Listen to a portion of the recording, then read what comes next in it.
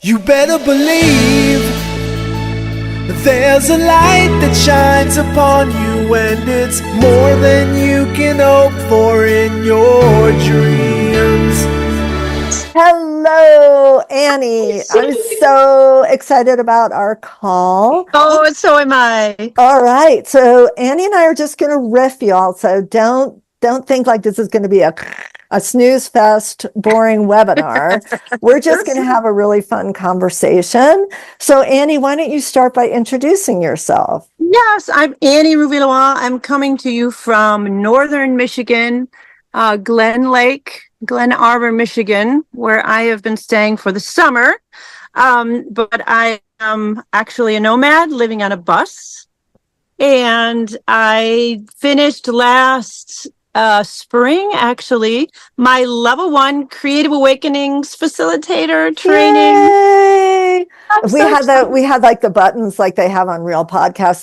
They'd have all the cheering going on in the background, but I'm not that high tech yet. No, I just have the beautiful waves. Oh, it looks heavenly. It is heavenly today. Beginning to get cold, though, which is telling me time to go. Time to go back to the desert. Awesome. Yes. Well, I'm going to start us off with that age-old poem from the book, The Calling, because The Calling was, for me, something that this poem is what I discovered during my nomad experience, which was right after 9/11. My ex-husband and I went on the road for a whole year. And that's a longer story, but it's in the book. And that year-long journey was really what inspired the book.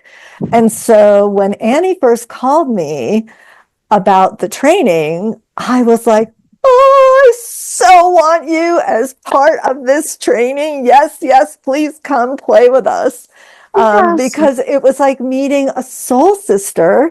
Van life now is a thing and it's wonderful. I really miss it. I think that year on the road, especially after 9/11, really brought back my sense of humanity and the good and kindness of people. And I know that you had quite an exciting experience doing the training from the desert. Yes. And doing your apprenticeship in the desert. Totally. And so I would love to have you talk a little bit about that experience, but I thought maybe we could start with what called you to the training in the first place? Absolutely. I was thinking about it. I actually reached out to you and I did not know exactly what expressive arts was or what I was signing up for. But I called you. I had this feeling. When I built my bus, I have a piano on my bus. I have 2 guitars. I have ukuleles. I have 2 dulcimers, 2 dulcitars, many, many instruments. And I wanted to bring music, art, dancing, movement, anything to out into the world and to share it. I was absolutely certain that this was a type of healing that I wanted to implement. My mother, who has since passed away, but was a regular talk therapist, a Jungian analyst. And that's wonderful. There's a place for that. But I just have always felt there's much more, much more we could get out of a different kind of therapy, right? So I called Sheri, and Sheri, help me where I'm going with this. I think you were on the bus. You were literally on. We had our first call while you were on the bus. Yes. Because I remember saying, oh gosh, Annie, I have to see your bus. Because you had told me you had a piano. And I was like, yes. Oh my gosh, I needed you. But you had such spotty reception that you were like this, like serious, like wild blur, right? Yes. Yes. We had the most delicious conversation. And I remember you saying, I really don't know what I'm signing up for, but I am so called to this. Right. And I think you said yes then, or it was not shortly after that. Well, yeah, but so this is a really, really important part. If this helps anybody else who's thinking about signing up, I was absolutely adamant that I could not do it online, that I needed to be in person with Sheri. I will tell you now that's what, almost exactly a year ago. And I have never actually worked with Sheri in person. Everything has been online. I pushed myself to do it. It was a difficult thing, but I got through it. In fact, if I'm going to share something that I created during our training, it very much had to do with my fear of not being able to work with somebody in person and having to communicate online with somebody, which I'm getting better at. I'm getting better at. You did. I mean, you were so amazing. You persevered. I know that the platform, everything was glitchy sometimes, and then you had spotty internet, and then people in the desert would lend you their desert dwelling tent that actually had reception. I mean, like Annie, I think, wins the prize for the person who was so resilient. And what it said to me, Annie, was how deeply in your heart you really wanted this for yourself. Yes. And yes. And the truth be told, in the beginning, when I first started working online, it was actually before COVID, but I had originally started working on the phone, and I wasn't sure how I was going to really like the phone, but I ended up loving the phone because there was something about not being in the room with somebody that allowed me to go into this really empathic place. And I would get what I call these downloads, and then we moved to, of course, and then I was already teaching some things online when COVID hit. And then I felt so grateful because I was already set up. I knew how to do it. I had all my crazy little equipment like this and all that all ready to go. And then I was also able to help other people know what to buy and all that stuff. And so tell me a little bit. We've done a lot of online. I mean, during COVID, literally, I was doing 2 online art healing and hopes. And some days we'd have up to 26 people in the Zoom room from literally all over the world. I don't know how they found me, but it was really during COVID that I realized, wow, you can create community in these little boxes. I mean, we danced. I mean, we painted. Sheri, I mean, I can say that, everything that happened to me, all that I went through, all the difficulties, everything, like, it feels like it was meant to be, because those are the ways that I really needed to be pushed to heal. And one thing I knew about bringing arts in my way, music or whatever it was going to be, was that I needed to do some significant healing myself before I tried to be some facilitator for other people. And this is probably the biggest thing that did happen for me during my work with you. And Annie, go ahead. Yeah, now I could get emotional thinking about it, because it really, I mean, first working online, second, I'm a professional photographer. I've been a professional photographer since I was, 17 years old. But for some reason, I didn't consider myself an artist. And so when our very first assignment was to just draw a simple little picture of, who we are, whatever, and I had a full blown, what did I have? I think I kind of dissociated. I couldn't think. I went blank is what happened. And, those kind of experiences, well, A, it was good for me to be able to work through that and go ahead and share my little stick figures and go through that whole thing. B, prove to myself I am an artist, like totally an artist. And C, to know that this might happen. These kind of things might happen with my participants. And if it does, oh my God, I've been through it. I've been there, and so it only made me become a better facilitator, for sure. Oh, Annie, I couldn't have, we're riffing here, y'all. So like that is such an important part of this training, because I believe that, it's easy to do these at your own pace type things. There's Yes. nothing wrong with that, but there's something about going through a process within a circle of other people. And Annie really did not believe she was an artist. She's not just saying that. And honestly, that is the phrase that I will probably have somebody put on my ashes. I am not an artist, because the truth is, we are all artists. Yes. And Yes. and Yes. and I think your point about having to walk the path yourself first Yes. is the most important part of the level 1 training, honestly. Yes. Mm-hmm. Because you're 100% right.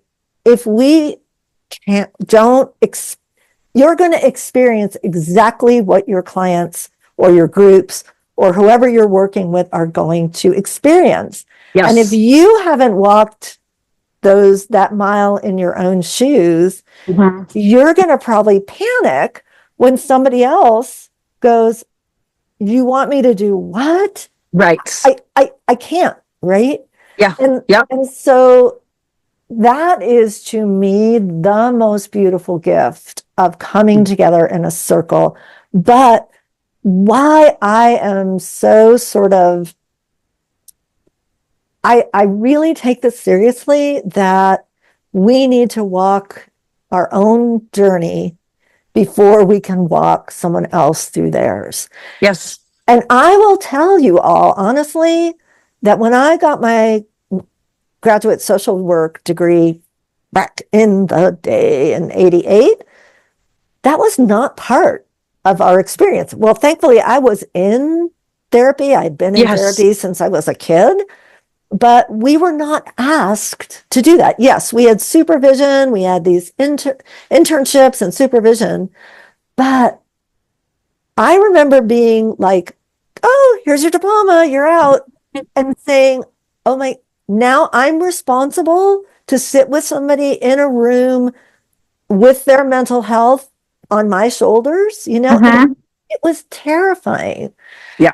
So one of the most important parts, I feel, not only of going through walking the path yourself, is also that apprenticeship, that where you're now taking what you learned in those 8 weeks and you're using it with a group. Yes. So yes. I cannot recommend that part enough, right? That supervision while you're trying your first several weeks with your group. And not only getting together back with you, but also the colleagues that, I took the course with. And actually, we still stay in touch. We try to get together once a month and we report to each other and what's working and what's not. And it's fantastic. I think I'll be connected with them, hopefully forever. That makes me so happy. Yes. Yeah. Yes. Yeah. So you're really creating, a community that I do hope is something that lasts for a very, very long time. So tell me a little bit. I really would love for you to describe what you did when you went down to the desert and what you created down there. Well, you know what? I figured that I really wanted to do this, get it going and see how groups would run. So I found, let's see, 1, 2, 3, 4 friends, 2 men and 2 women. And I basically just set up a tent and tables outside of my bus. And, I set a time, and I do remember I first telling them, well, it's going to be a 2.5-hour commitment. They said, "Oh, that sounds too long." They really didn't know. They were friends of mine, didn't know exactly what they were signing up for. But, after the first session, they were like, "Oh my gosh, we need at least 2.5 hours." Or they were saying, can we have can we have some extra time? But even more important than that was what happened during these sessions. I know my expressive arts experience was profound for me and deeply emotional and helped me understand a lot of stuff about myself. I was 99.9% sure that I could bring this out to other people. My very first session, I mean, I had such reactions from the members of my group that having had the training was everything. I knew, how to handle some of the situations, but people were deeply, deeply, deeply moved and affected by their very first experience and my very first session. So I was so motivated after that. I was like, wow. And yeah, I received, letters from these people after we were all done. Oh my Yes. gosh, my heart. Yes. Yes. Some and one from a man who didn't really know what he was signing up for and didn't know what he would get out of it or if he could do it. He didn't feel like he was an artist either. And he said, so much happened for him. And yeah, just wonderful sharing afterwards. So that was encouraging. Oh, Annie, really. And, Annie sent us all photos of her art tent, and she had gathered these awesome twigs, and she made this wooden sign that said art tent out of the twigs. And Yes. I Yeah. swore that I was going to get in my car and go find them. And maybe this year I'm coming to find you. Maybe. But Yep. it was such a as a mentor to witness your journey, and I'm not just saying this, to witness you go from such uncertainty to the confidence to take this and run with it was a gift to my life. Really. Well, it's always a gift. This is a circle.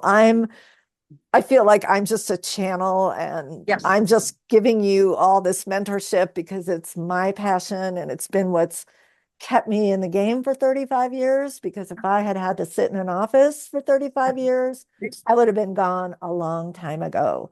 And the heart connections that you make both as a facilitator with the people that you're taking on a journey. Yeah. Because I really do believe that when we are facilitating, it's not I'm up here and you guys are down here. It's the first thing that I explained to them. Yep. It's not a hierarchical. It's a co-creative process. We are co-creating, and in that circle, I'm learning, you're learning, they're learning, and it's this beautiful, as my teacher Puma says, Anyi, which is the reciprocal.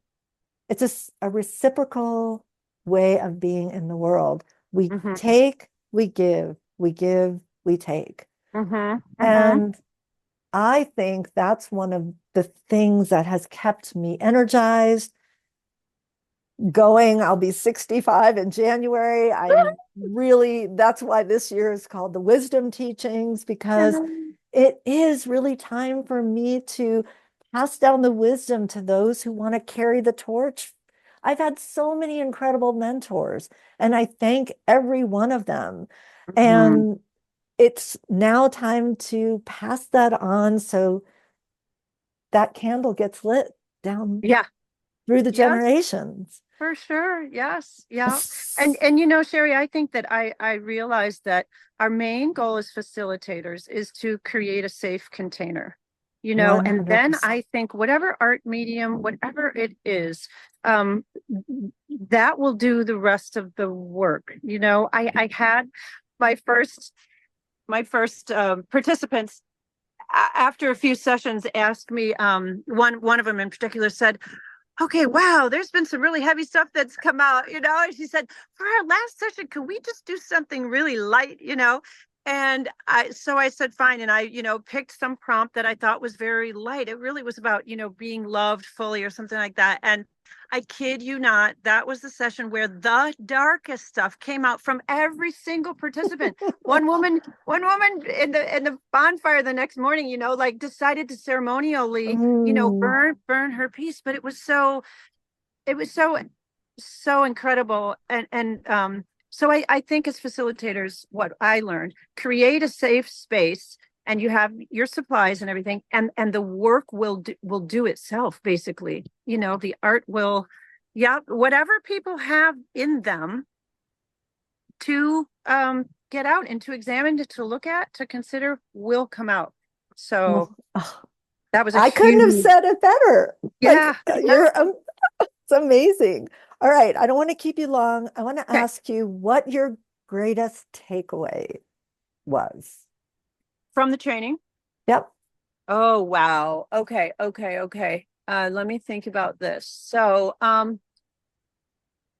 okay, I will say on a very personal level that what what like a prompt that we give that may sound fairly simple, like as a facilitator, you don't know what's going to come up for somebody else. So, and I did just say create a safe container, but that's one thing that I learned that oh, how do I want to put that? Like in the experience with you, Sheri, like some of the prompts, weren't that big of a deal, but something came up in me and just like roared its head, Uh-huh. and you were there to be calm, stable. You pushed me sometimes, you pushed me out of my comfort zone sometimes. That's necessary at times. And you held space and held back at times. So I would say that's one of the biggest things that biggest takeaway, that we don't know what will come out, but if we can stay calm and don't try to interpret somebody's work or change the words, just be a safe container, just hold space. Beautiful.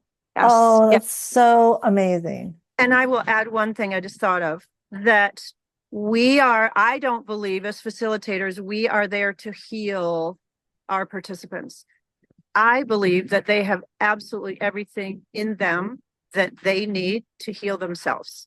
And we are just the conduit, right? Oh my gosh. Yeah, huge part for me. It's a year almost. And to have this conversation now, I am in awe, really, because I have the visceral memory of that first call. And now I have the beauty of this call. And to see really, like you really took it all into heart, Annie. And I am so honored, really, to have you out in the world, whether you use it or don't use it.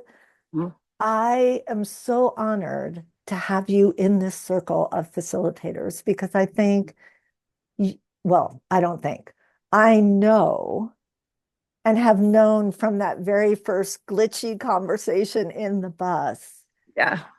that there was something here for us together. Yes. And that you have a gift to bring to the world. You do. I believe it. And you have a gift that you are bringing to the world. And I know there were some really challenging moments in the art tent, and we don't have to go into them, No. but Yep. to witness you handle those challenging moments with grace, which were some big moments, and a couple specifically, which like, that's an advanced move, but Yep. you did it. And it was incredible. Yeah. And you gave a huge gift to your community in the desert.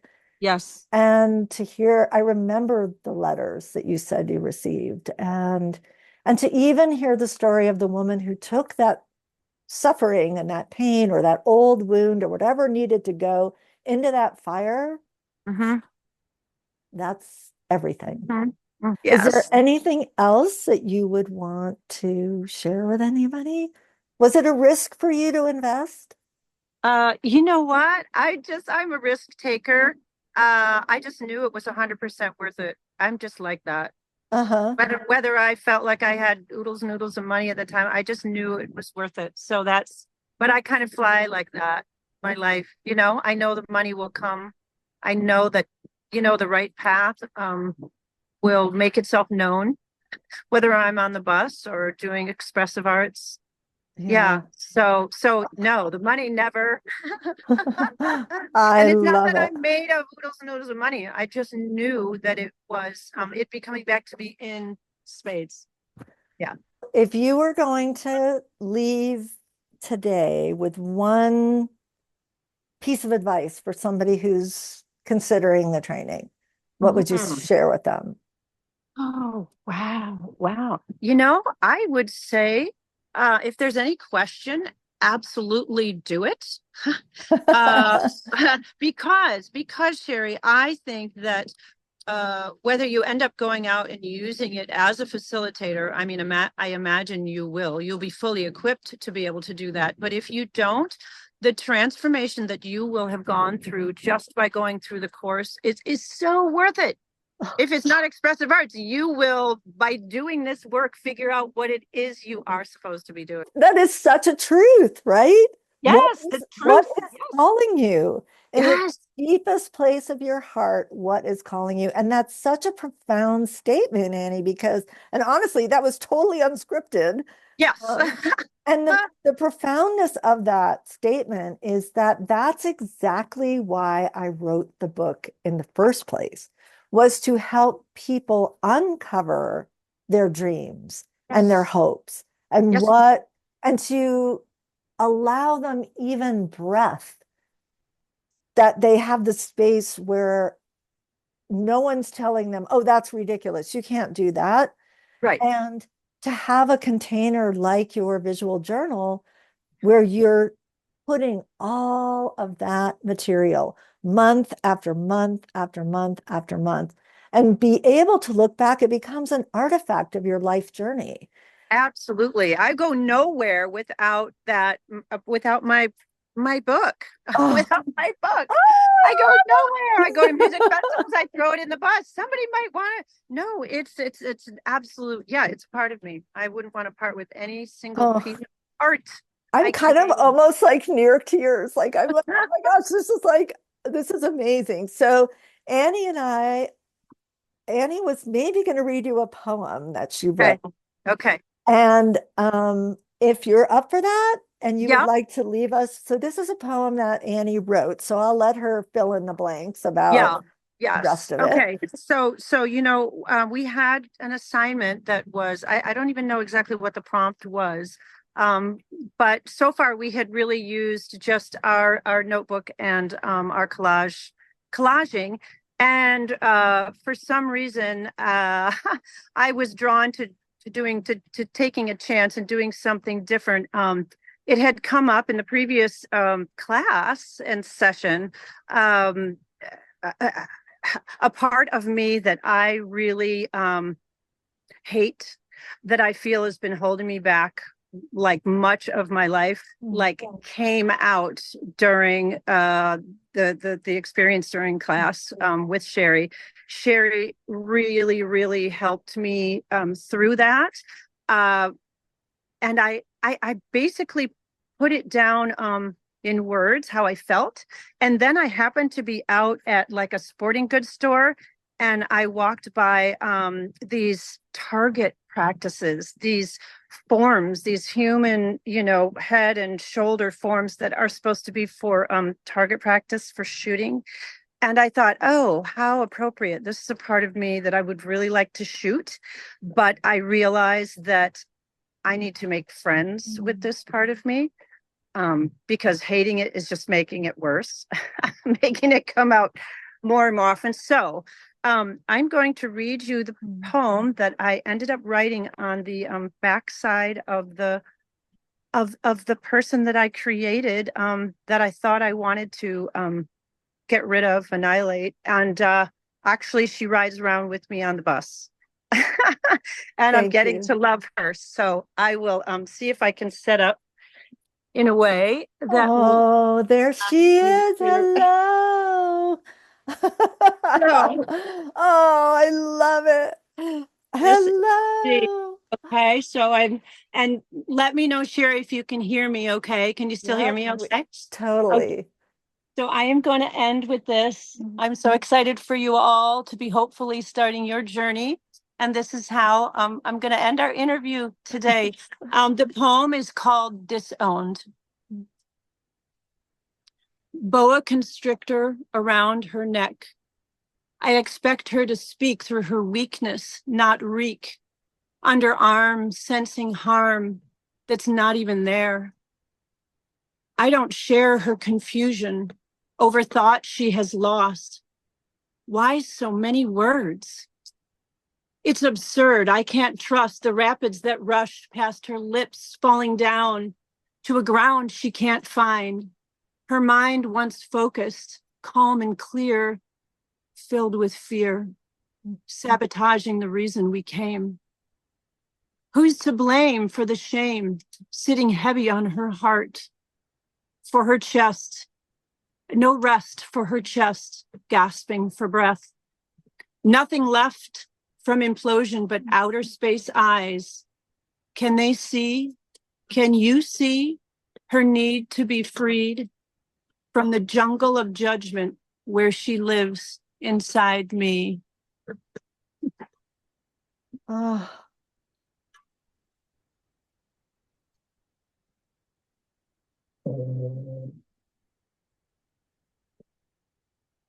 Thank you so much.